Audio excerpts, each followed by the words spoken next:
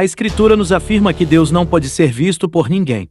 E nenhuma criatura tem acesso a Ele, pois Ele habita numa luz inacessível, o único que possui imortalidade, que habita em luz inacessível, a quem homem algum jamais viu, nem é capaz de ver.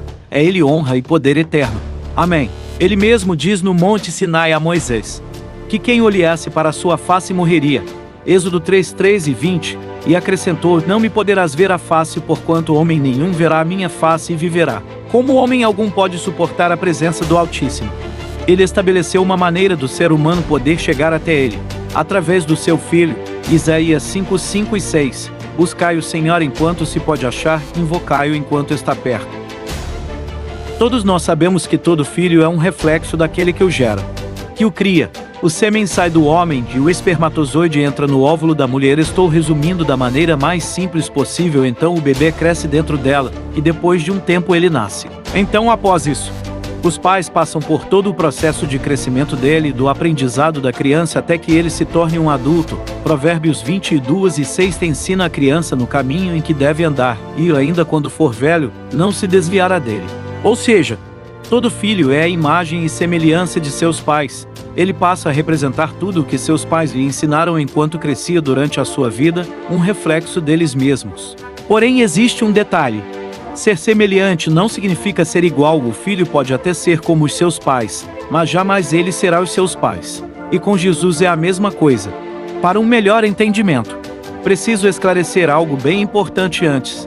Deus é espírito e por este motivo não possui sexo, ou seja, que ele não é homem e nem mulher. Por isso, às vezes, ele aparece falando por meio de seu próprio espírito na Bíblia, ora como um pai e ora como uma mãe.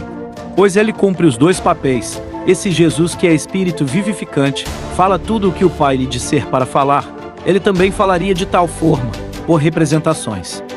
Veja o que a Escritura diz em Gênesis: o homem deixará pai e mãe, e se unirá à sua mulher, e ambos se tornam uma só carne. A Escritura diz: deixa pai e mãe.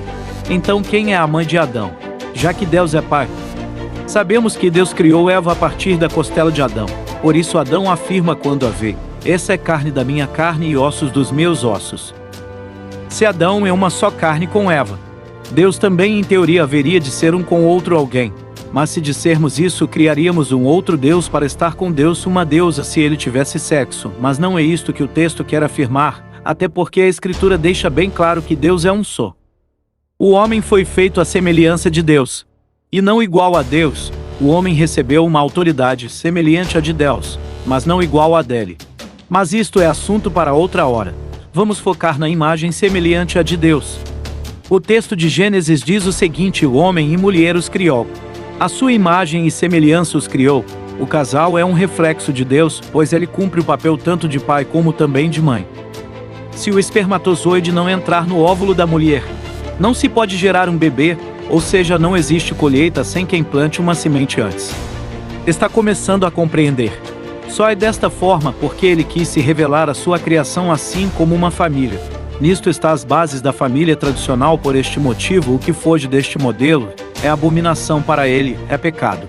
Deus criou o homem e a mulher, a sua imagem e semelhança, ambos juntos, e não o homem e depois a mulher, a imagem e semelhança do homem. Existe uma ordem sim, mas não uma exclusividade da parte de Deus. Deus proveu o Espírito.